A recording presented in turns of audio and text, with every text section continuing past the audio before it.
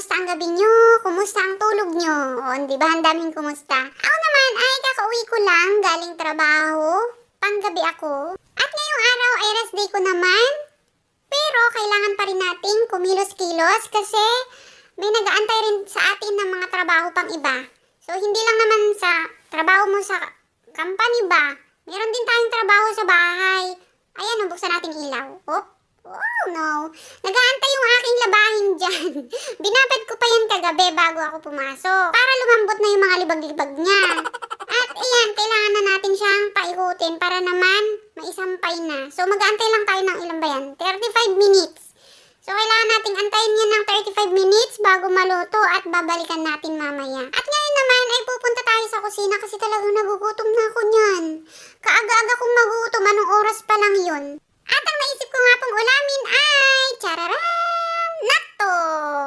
At yan nga po ay set na, meron na po siyang kasamang pampalasa sa ibabaw. Tatanggalin muna natin yung plastic.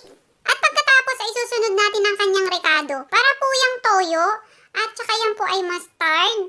Hindi naman yan ganun kaalat, sakto lang yung kanyang lasa. Kailangan lang natin yan halu-haluin hanggang makuha mo yung tamang texture. Yung ganyan. Malapot kasi talaga yan, para siyang okra. Tapos alam mo yun, yung dulas ng okra, ganun na ganun rin siya. Kaso medyo ano yan, may amoy, medyo mabaho. Basta hindi ko siya ma-explain, pero kakaiba ang kanyang amoy. At itatapins na natin yan sa ating kanin. At chararan! Ulam na! O diba, ganun lang siya kadaling i-prepare. Kailangan mo lang talagang magtsagang magmekos-mekos. Joke lang, oh! Ba't ganun? Nawala yung ibang video. Kumakain na agad. Sobrang gutom na talaga yan. Eh di wow. Nakakain ka na ba niyan? Sa mga nakakain yan, pwede bang paki-comment sa baba kung ano yung unang naging lasa niyan sa inyo?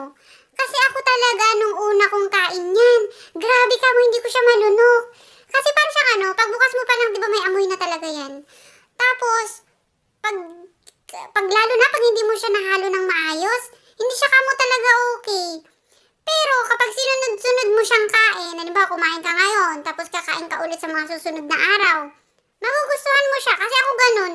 Para siyang ano, ang malinamnam na siya sa panlasa, tapos na-addict na talaga ako sa kanya, kaya binabalik-balikan ko na talaga yan.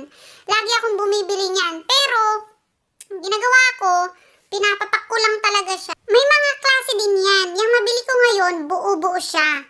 Pero meron din, makakabili ka rin sa store ng, yung alam mo yung medyo hati-hati na siya. Para siguro pag ninuya mo, mas madali siyang nguyain. Siguro, ganun, ewan ko ha. Pero ako, palagi kong binibili yung buo-buo. Kasi mas nasasatisfy ako dyan kaysa dun sa maliliit na gaya. Kapag kinain mo yan, no, na walang kanin, medyo ano yan, medyo mas matapang yung lasa niya.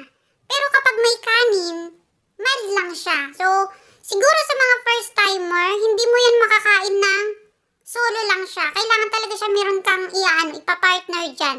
Ihahalo mo siya sa ibang pagkain. Tapos di ba sabi ko kanina, para yung okra. So kapag iniskop mo yan, kailangan mo siyang ikot-ikutin na gano'n. Kasi nga, kailangan mo ikot-ikutin para maputol yon. At actually, ang natto ay traditional Japanese dish yan. Isa yung fermented soybeans. At yan ay binuboil nila, tapos nilalagyan nila yan ng bakterya. Pero yung bakteryang yun, hindi yun abunay. Very good naman yun sa ating kalusugan, no? Sa ating katawan. At ito nga, no, nabasa ko, ayon sa pag-aaral, ang natto pala nakaka-dissolve ng blood clot. Ewan ko lang kung totoo, no? O diba, ang galing? At hindi lang yun ha, dahil nga ito ay fermented, tinatawag din itong probiotic superfood.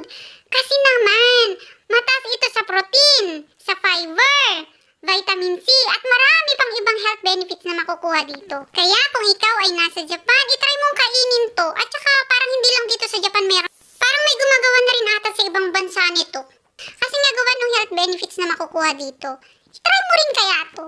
Pero syempre ako naman, bago ko pa malaman yung mga health benefits niya, ay talaga namang na-inlove na ako sa pagkain ng natto. Diyan ba sa inyo may natto? Nandito ka ba sa Japan? Itry mong kainin yan. May thrill. Sinasabi ko sa'yo, I swear. At ayun nga, natapos ko na aking pagkain ng hindi ko na namamalayan talaga. Ang dami ko nang kwento sa inyo.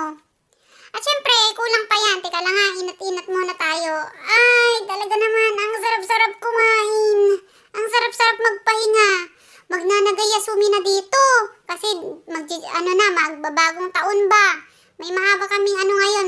kaming rest day. So, nag-iisip ako, ano bang pwede nating gawin? Ay, teka lang, wait lang.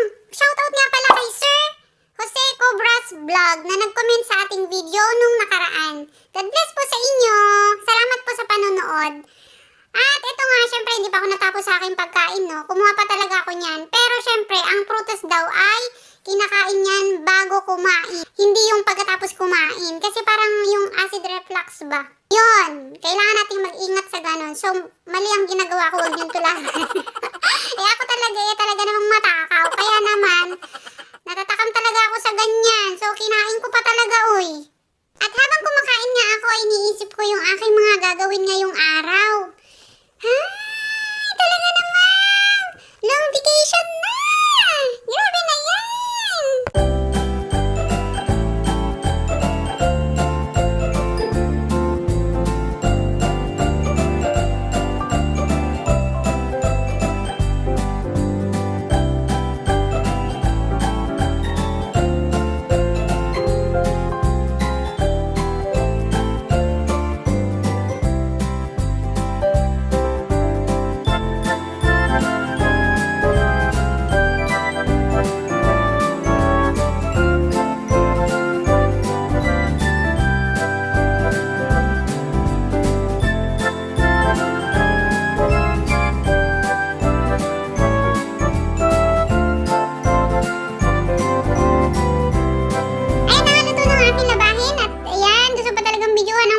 Pag-shoot sa basket, isampay mo na yan, iha. Isampay mo na yan. At anong oras na matutulog ka pa? Go!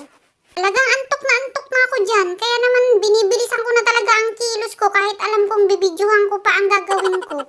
Wala nang pagpapagpag, no? Basta sampay na lang. Pagkaahon sa basket, sampay. Hindi na papagpagin. O diba? Awantin na natang kakabsat kasi makaturturog na nga talagaan. Shout out yata yung padak ng Ilocano tang agbuy-buyan, agbuya kay man. Hangko talaga na panunot ng pagpag na itan, wagsa-wagsakan. Talaga makaturturog na dita nga bandan. Manuminuto kay inuray na itasakbay malpas. Agkurkur dumdum malagi ti mata ko, ta makaturturog na launa yan.